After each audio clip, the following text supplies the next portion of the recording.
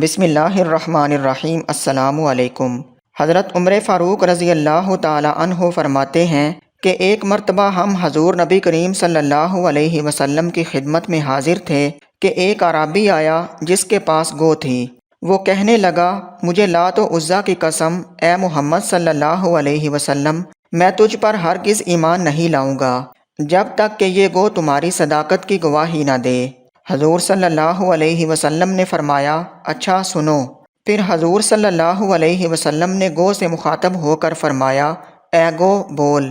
گو سنتے ہی عربی زبان میں بول اٹھی، لبیک یا رسول العالمین۔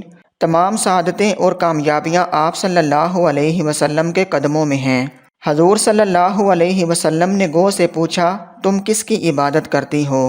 گو نے فوراً جواب دیا، اس کی عبادت کرتی ہوں جس کا عرش آسمان میں ہے اور زمین میں جس کی حکومت ہے، اور سمندر میں جس کا راستہ ہے، اور جنت میں جس کی رحمت ہے، اور دوزخ میں جس کا عذاب ہے۔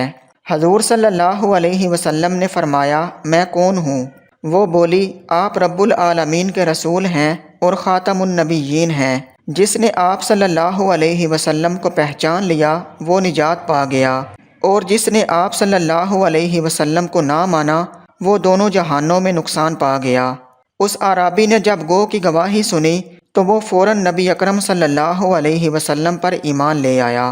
حضور نبی کریم صلی اللہ علیہ وسلم کی صداقت و عظمت کا اقرار اور آپ صلی اللہ علیہ وسلم کے خاتم النبیین ہونے کا علم جانوروں کو بھی ہے۔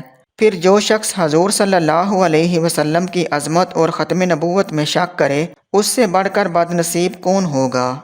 مزید اچھی ویڈیوز کے لیے ہمارے چینل کو سبسکرائب کریں۔